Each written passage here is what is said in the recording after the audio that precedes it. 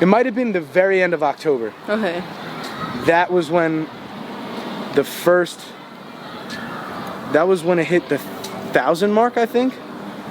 And I was like, oh shit, like this is 1,000 views. And then the next day it was 10,000. Oh wow. Next day it was 100,000, and by the end of the week it was 1 million. And I was like, yo, what the fuck is going on right now? Like, it's something I've always wanted to do. Like literally make a song from absolute scratch by myself. Because it was always with like a producer or somebody else in the studio. So the fact that like the first time I was ever able to like do it all on my own, like, yo, you could do this. So basically like he DM'd me and like we ended up talking, and when I came out here and I met him, like when I walked into his house and I just saw like a big like plaque of like, I think it's like 20 million or maybe like it's something crazy, like double-digit millions plaques like sold. And I looked at who it was, and it was Selena, and then I ended up asking him like, yo, like how do you have that plaque like this, because it's like it's huge. I was like, yo, how do you have that? And he's like, oh, like Selena Gomez is my stepdaughter. Hi, this is Lauren Engel of Sidewalk Talk. Today I'm here with AK. What's good? So you were born in South Brunswick originally? South Brunswick, yeah. Are your parents from there originally too, or? Nah, my parents are actually from Long Island. Oh, okay. Massapequa. Shout out Long Island and Massapequa. They have this one spot there called All American. Burgers there to die for. Nah, seriously, they're so good. But like, I don't know. My mom and dad, like, when they moved, they were young when they had me. Oh. My parents, they got married, I think, like when they were like 20. Like I think my mom was 21 and my dad was 20. So they met like in high school and everything. Yeah, and then they had my brother, and then like 2 years after they had my brother, they moved to New Jersey, and we lived in the like an apartment complex in South Brunswick. They moved for their jobs, or? Honestly, yeah, no. My dad had gotten a job at this place called Rotoclip, and my dad's like a machinist, and he does like, he's a welder and shit. Like he does a bunch of like fabricating and stuff like that, just like tool shop shit. Yeah. But, how about your mom? My mom was always home with me, because my dad would work. I remember it was 5 o'clock. I think my dad would come home every day, because I would like count down the days. I would count down the hours. But yeah, no, my mom would always be home with me.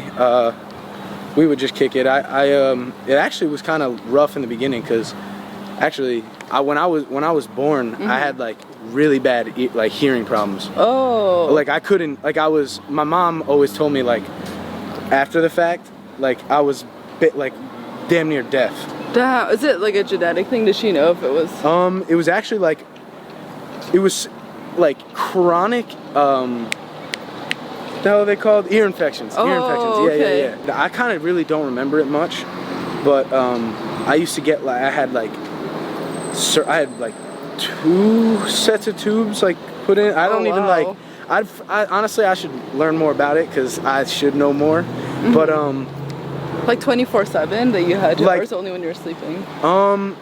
See, yeah, like I'm not sure, but I know there was one point where it was like, we can put the third set of tubes in. We can put the third set of tubes in, but it's either gonna fix it, or if it doesn't work, like I'm gonna be deaf like forever. Oh my gosh. And my mom like had to make that decision, like, do we just kind of let it rock and see if it'll heal, because he's still young. How old were you? 3 or 4. Oh, okay. Damn. Yeah, so it's kind of hard to remember, but I do remember like, so basically my mom, she ended up saying like, let's wait it out, let's see what happens, and thank God, thank you mama, because I can hear, and it's so weird how like the universe works, because like now like my career is sound, like I literally make sound for a living, so like I don't know, it's so crazy, it's trippy to think about, like when you put it into perspective, it's like, I don't know, it's wild. And how do you describe your personality back then growing up? Misunderstood. Okay. When I was, school was always a rough thing for me. Not even because like I was never passionate about school. Like when I was passionate about like subjects, like specific subjects that were like every time somebody was teaching me something in school, I never was like interested in the topic. So like I wouldn't try to like I wouldn't be passionate about learning it. So like I wouldn't really get much out of it, and I wouldn't put much effort into it. But when I went home and I could go online and search literally whatever I wanted to learn about, like whatever I was interested in, that's where I would learn. And music was just kind of like something I always looked up and searched about, and just something I always wanted to learn more about. So eventually I just kept doing it. Like I always played, like I would try to like learn popular songs on the piano. Oh, okay. Like, so piano was something you taught yourself, or did you take lessons? Yeah, okay, I taught myself that. But yeah, I don't know. It's not that I'm a bad learner. Like it's not like I can't learn shit. It's just like I have to be passionate. But like why I say like I was misunderstood, more so in school, because I had like ADHD and shit. I still have it, but I was like off the walls. Like I was crazy. Like I was like I would never pay attention, and like I would always be talking or tapping my pencil, tapping my feet. Like I still move my leg. Like if I'm sitting down, there's 100% chance my right leg is gonna be bouncing up and down. Like I just can't sit still. But teachers used to like be super like short tempered, I guess, or like just like they wouldn't be cooperative with me at all, like being a kid. So it was kind of, I didn't really know what to think about it at the time, but my mom could see it, and it like hurt my mom because she didn't want her son to like feel like teachers didn't value him, you know what I'm saying? Did she like talk to them, or how did you like figure out the situation as a family? Honestly, it was more of just pushing through. I mean, so I went to the same elementary school as my older brother. He was in 5th grade, I was in kindergarten. So that was cool, like going to elementary school, like from preschool to elementary school, but having my brother in the building, like that was cool. But then when we moved into a house on the other side of town rather than the apartments. When we had made that move, I was going to elementary school at a new school, different part of town, and it was just like a scary thing because my brother wasn't going to be there anymore. So I went, and I remember walking in to school, and my 1st grade teacher, Miss Woods, sickest freaking teacher I've probably ever had. Like she was so dope. She was like the first one who like understood, and I get it, like first one, there was only 2 other teachers before that, preschool and kindergarten, but 1st grade was like the best year ever. Like I met my best friend Mike in 1st grade, Mike Ugardi. Shout out Mike Ugardi. But he so like it was the year after, 2nd grade is when like I was like, I don't want to say treated like shit, but like I kind of was, because my teacher didn't like anything about what I did. I know mad kids say that about their teachers, but like she told me to my face like she didn't like me, and like she wanted me not to be in her class. And like I was in 2nd grade, I'm looking at her like, all right, like what do you want me to say? But I told my mom, and like she tried to get the principal involved. They didn't do anything. I was trying to get out of that class. But yeah, I know, it's just a lot of teachers never really understood where I was coming from. And then like in high school was just like, I had no passion at all for anything but music by the time sophomore year ended. And then that summer between sophomore and junior year is when I was like, music is what I'm doing after high school. And like that was when I made my mind. I was like, not going to college. Told my mom, not going to college. I'm going to do music, and like it's gonna work out. Like I actually have videos of like my mom like crying to me about like my test grades and shit, because I knew like none of that was gonna matter for me later on. Like I would leave shit blank. I wouldn't circle in some of like the bubble letters. Like the grades, like they sent my mom a letter asking like if I was like mentally like okay. Because like I didn't even try. Like I would just put random shit, and my mom like started crying, and like I put my phone on my lap and I started recording, because I knew this was gonna be something I wanted to watch later on, because I knew what I wanted to do in that like later on. And it's just her saying like, can you even read? Like, can you imagine like how are your grades this bad? Like how did you do this bad on this test? And I was like, Mom, I told you, like this isn't my route. I'm not gonna be doing this. I'm not going to school after high school ends. Like I'm doing music. And I told her like, I said, give me 5 years, you'll have your dream house, like on the water, wherever you want, like you'll have no debt. I'll be like, I just want to get back to my family, like, because of all that shit that happened, like, when I was younger. There was just so much, like, not negativity, but like my parents had gotten divorced when I was in 3rd grade, so like did it affect you a lot? Yeah, that hurt a fuck ton, honestly. But there was just so much, like, my parents were always worried about us. Like, I don't think they know we knew this. I feel like my parents were subconsciously worried about, oh, we don't want them thinking the other parent's better than I am, and like, you know what I'm saying? I just want to be able to make sure all of them are good. Like, I don't want them to worry about shit. I feel like we've done enough worrying in our lives so far. Like, I just want to chill, kick back, relax. Yeah. And what kind of music was played in the house when you were growing up? Honestly, I really didn't get into listening to music, like paying attention to what the music was. Music that was playing was just like radio shit, honestly. Like when we got in the car, my mom would just like turn the radio on, play some shit. There was one song that sticks out though, because it was on the, damn, what are those things called? I think they're called hit clips. Hit clips, they're like 30-second like songs on like a little square card that you put into this little ass box, and it plays through like a shitty headphone, but it was All Star by Smash Mouth. Yeah. And like I remember that song was like my favorite thing ever. And then when it was in Shrek, I like lost my mind. Oh my god. But that was like one of the main songs I always listened to, like I remember vividly. But my brother introduced me to rap and hip hop. And what did he play? First song that I remember vividly was Ill Mind of Hops and Five. That was the song where like I realized that it's beyond just good sounding music and somebody singing well over it or rapping over it well, flowing with it. Like, what he was saying was super facts. Like, it sounds goofy to say super facts, 100% was. And I was in middle school at the time, I believe.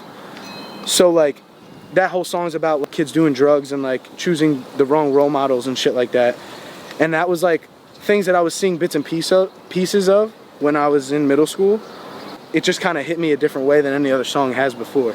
So that was when I was like, yo, this is dope. Because like I have some shit that I want to talk about too. Like, I've been through some shit. So that's like when I first got into it. Yeah, and then immediately you started rapping, or how was it? Yeah, it was always rap. I've always liked to sing. I did always like to sing, but rapping is like the first thing. Like, writing a song is completely different, I feel like singing. You have to think of like melodies and shit like that, and I don't know, I just feel like with rapping, it always came natural to me, like more natural, just because I loved it so much more. But I guess like over the years, like obviously like I started singing and shit in my songs. It just was cool to like fuse like different sounds from different like genres and shit. Were you mostly practicing like alone at home, or were you doing rap battles and stuff? I used to like have rap battles on like the school bus and stuff like so that. you were that kid. Yeah, I was that kid. I was that kid. So people in school knew you as like a rapper, then it wasn't like just like something you practiced at home? Yeah, but like I wasn't like super serious with it. Whenever somebody was rapping or like somebody was playing a beat and like everybody was freestyling or whatever, they would always like want me to come over. But did you realize that you were like better than a lot of people around you? Well, that's all right. So my town, there's like so many people who like want to do music, like, and who are like trying to do music and shit. And when I started, I knew lyrically, like the way I wrote songs was better than everybody in my town. I knew the way I wrote and the way I delivered was better than everybody else. But my quality, like of studio quality sound, was fucking garbage. Like I was recording on Audacity. I was recording on Audacity with like a USB microphone. Like I didn't have like an interface or anything, like just straight into USB, and just barely knew how to use Audacity. Audacity's not really like a music production software anyway, so yeah, I kind of had to just do what I did with that.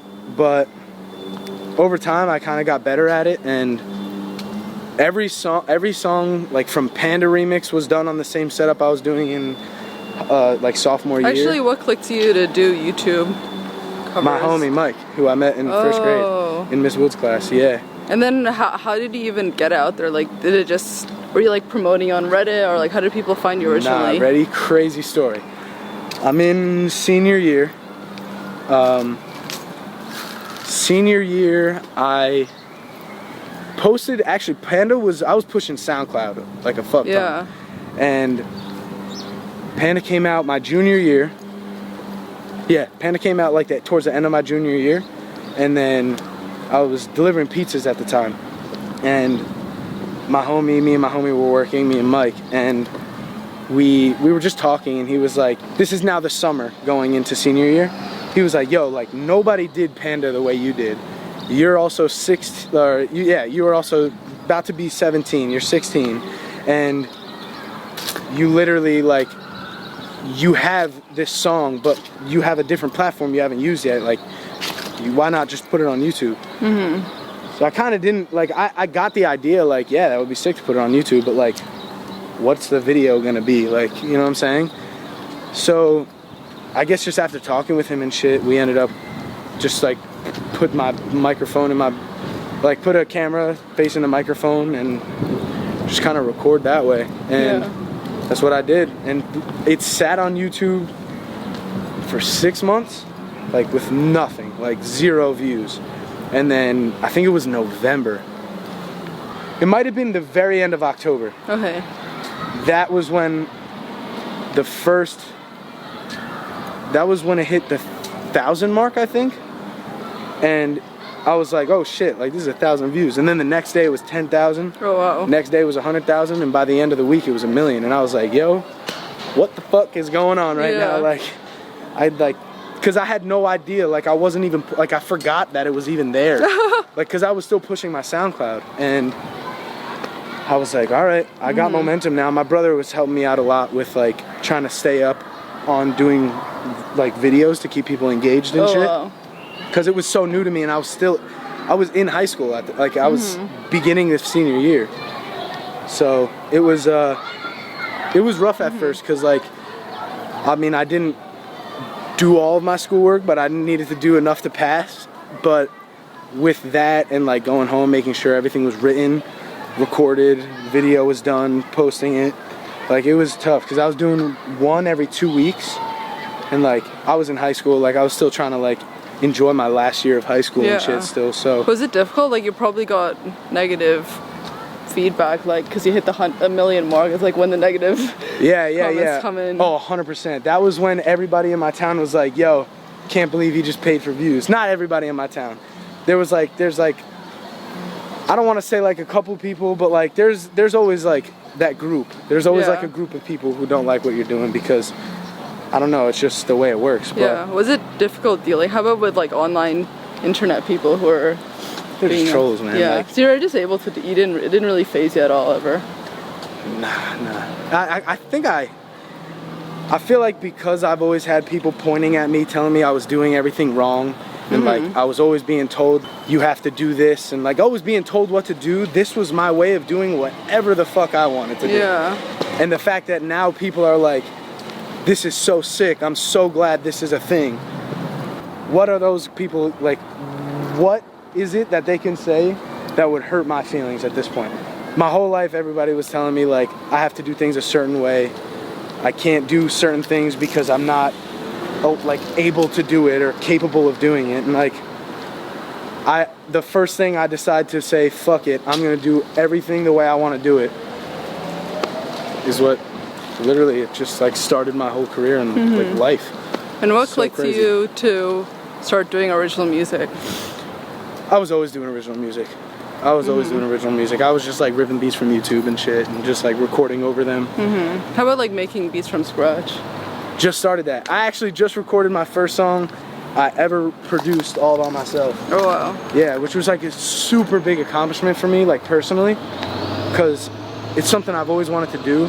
Like literally make a song from absolute scratch by myself, because it was always with like a producer or somebody else in the studio. So the fact that like the first time I was ever able to like do it all on my own, like yo, you could do this by yourself if you wanted to. I mean, I love collabing with people and shit, but it's just cool to know that, like, say everybody was to, like, turn their backs on me and not want to be friends anymore, I could just chill in my bedroom and make fucking music at, like, quality songs, you know what I'm saying? Is it something that you're ever afraid of being known as, like, a YouTube personality and people don't take you as seriously for your music? That is actually something that's very real. And it's not something that, it's not that it scares me. I just, people, it's, I don't know, like the way I look at it, like I see people who are YouTube personalities and then I see other people on YouTube who do music, and you can tell the very similar, like it's very similar what they do. But with me, I feel like I don't treat my fan base on YouTube as like a YouTube fan base. Like, we're like, every time I put out a song, they're like telling me how much they like it, how much they're telling their friends about it and stuff. Like, it's more of just like it's like a community almost. It's not really like I'm this thing and you guys like me. You know what I'm saying? It's more of just like we're in the shit together. Which I feel like a lot of people would say, oh, that's like a YouTube thing, but I don't really see it as that. But I mean, people could, I just kind of let the music speak for itself. People could think what they want. Like I said, like, I'm doing the shit the way I want to do it, so. And then how did you meet your team? Brian, my manager, is actually kind of a funny story. He, so when Panda was first, like, getting views and shit, my emails and, like, my DMs and stuff, they were full of, like, managers and stuff trying to, like, like, work and stuff, and he was one of them. And then I went on his, like, cause he messaged me on Facebook, and I wasn't using Facebook that much, and so I look at his profile.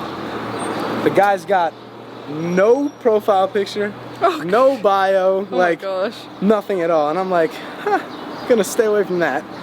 Like, I was just like, nah, that's like sketch. So I didn't say much. I didn't say anything to him. But then I saw same person emailing me, Instagram DMing me, Twitter DMing me, and I was like, all right, yeah, this guy's hungry right now. But I still, like, couldn't get myself to DM him back because I was just, like, nervous because, like, everything was super, like bare boned. Like, it's like he literally just made the account. Like the Twitter still had the egg on it. Oh my god. Like, I was like, nah, like, that's sketchy as fuck. So it was like 3 months of that. Like, he was persistent.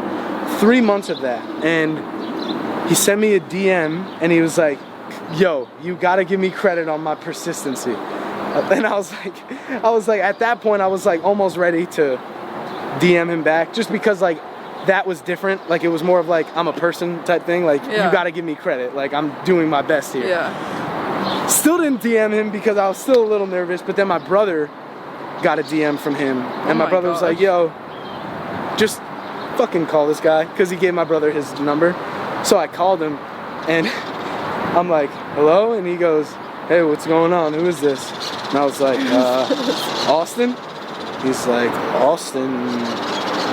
I was like, AK? And he goes, no fucking way, man. He was like, I've been waiting months for this. I was like, what's good, bro? And then from there on, we just kind of, like, kept talking a little bit, and then I eventually came out here with my family for like 4 days, and we met him and everything clicked. He's just such a fucking sick guy. So basically, like, he DM'd me and, like, we ended up talking, and when I came out here and I met him, like, when I walked into his house, and I just saw, like, a big, like, plaque of, like, I think it's like 20 million, or maybe, like, it's something crazy, like double-digit millions plaques, like, sold. And I looked at who it was, and it was Selena, and then I ended up asking him, like, yo, like, how do you have that plaque like this? Because it's, like, it's huge. I was like, yo, how do you have that? And he's like, oh, like, Selena Gomez is my stepdaughter. And I was like, oh, this is legit now. I was like, oh, shit. From the egg to Selena Gomez. Yeah, like, exactly, like the egg on Twitter. And now I'm just sitting in this house with, like, Selena Gomez's stepdad, who, like, has been DMing me for the past 3-4 months, like asking to work with me, and like I don't know, like he could have easily just said, oh, he didn't respond, fuck it, like I'll find somebody else. But like he really like wanted to work with me, and he believed in me that much, which just made me wanna, it just made me feel so much more at home, you know? Yeah. He's really like opened my mind to so much, because I've learned so much just from talking to him, like fuck experiencing it, like just from talking to him. There's so much about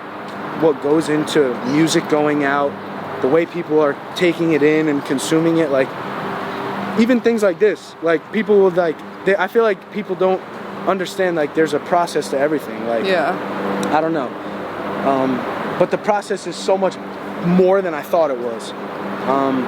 But he's just such a dope guy. He's like super open, and he always is trying to make sure I'm learning. Like when shit goes down, not like bad things, but like when we're ready to do something, especially if it's something new, he's always there to make sure that like I understand why things are happening, not just that things are happening.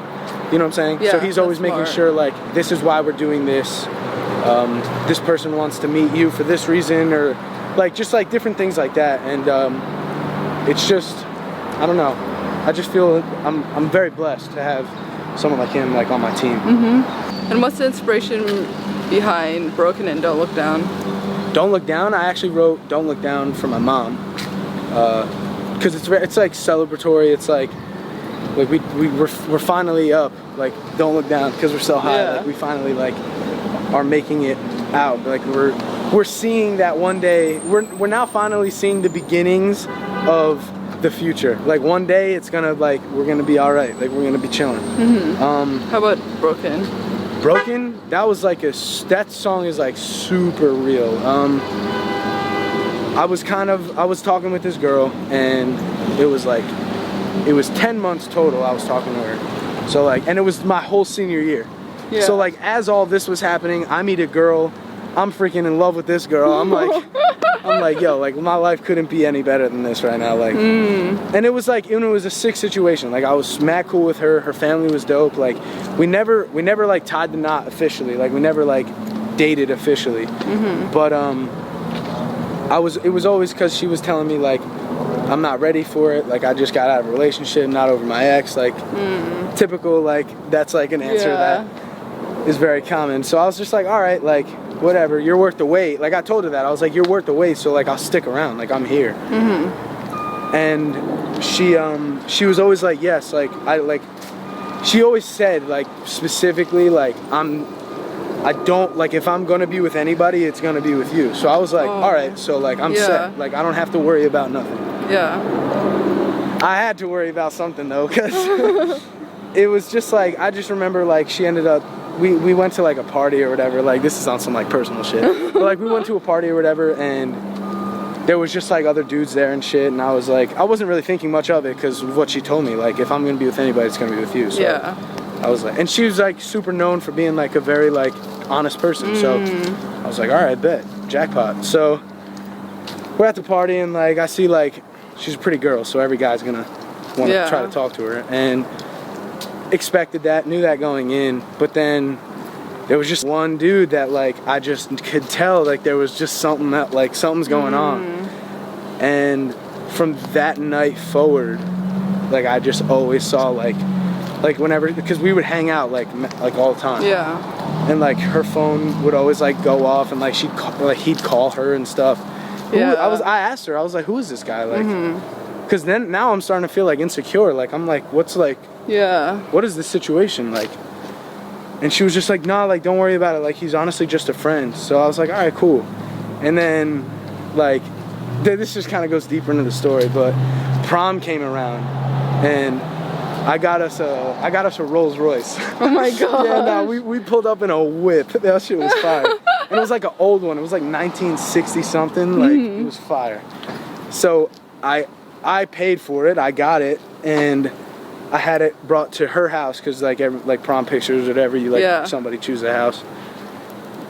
End up pulling up. The car gets there before I do. I pull up, and the dude who like I'm worried about, oh my god, is here taking pictures of her in front of the Rolls Royce, and like I pulled up and I literally looked at my brother. I was like, bro, I'm numb. Like, I'm not even mad. I'm not sad. I literally can't feel anything right now.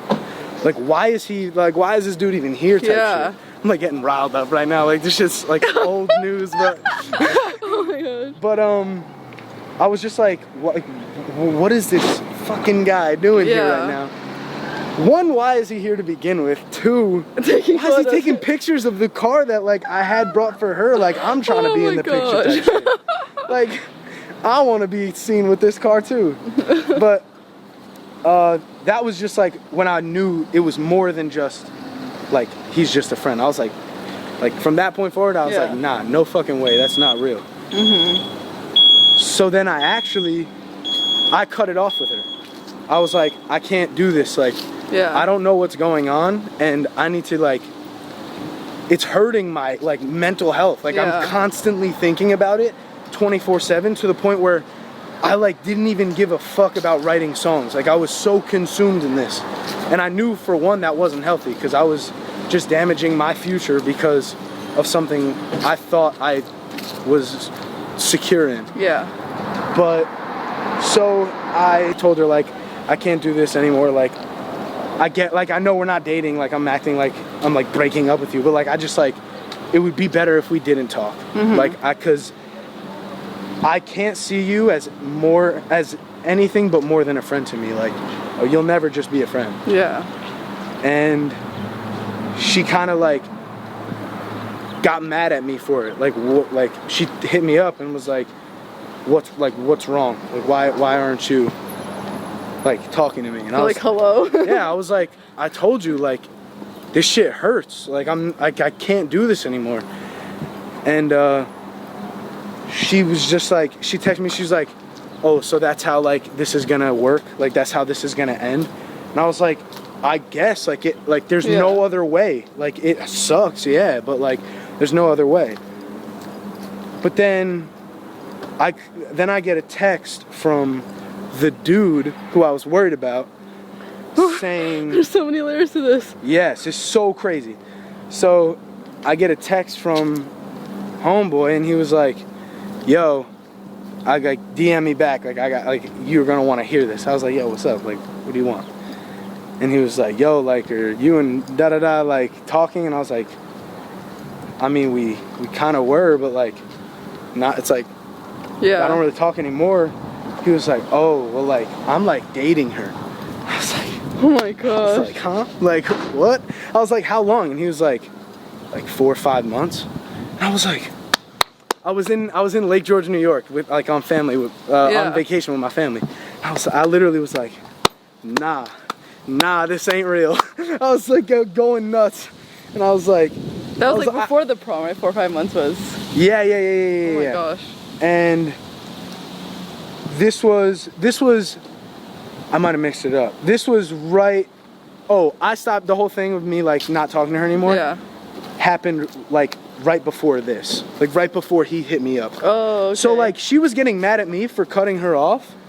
When she was like, you know what I'm saying? Like, I was just like, all right, this is such a fucked situation. So once I got out of it, that was like the longest answer for what the song's about. But does she know the song is about her? Probably at this point. For sure. I've honestly, I've made some bangers like through that. You're like, experience. Thanks for this heartbreak. Yeah, cause honestly, I knew what was going on. Like I knew in my gut what was going on. But I didn't want to admit it to myself because, like, I don't know, it's scary to, like, face, you know? But once I did, I was just like, when I was in this situation, I was like, if this ends badly, I knew I was going to have good music from it. Because, like, it wasn't like I was just, like, in a situation and then I was just going to force music about it after. Like, I was in this, like, my heart was in that. And so I knew no matter how it ended, I would have some type of music to. And it's something I asked everyone, but it seems kind of right timing. But what does love mean to you? Wow. Shit, that's deep. I mean, it's deep, but it's like not at the same time. Honestly, I just feel like love is just. It's like something you can't really explain. Like, honestly, I haven't felt like relationship love. I feel like it's different. Like I feel like I feel love for like my family. I feel love for my friends. But like I haven't experienced like relationship love yet, so I can't really explain that. But there's like, I think about my family. I think about like my real close friends every single day. Like they're just like always on my mind. Like every time, like even doing something like this, like I know like doing things like this will help me like express myself, and more people will see that, and like it'll all end up giving back to my family and shit. Like I just always think about things like that. I love that. Yeah. But it's just, I don't know. I can't really explain because I've never experienced like relationship love. Last question. What do you want to be remembered for? What do I want to be remembered for?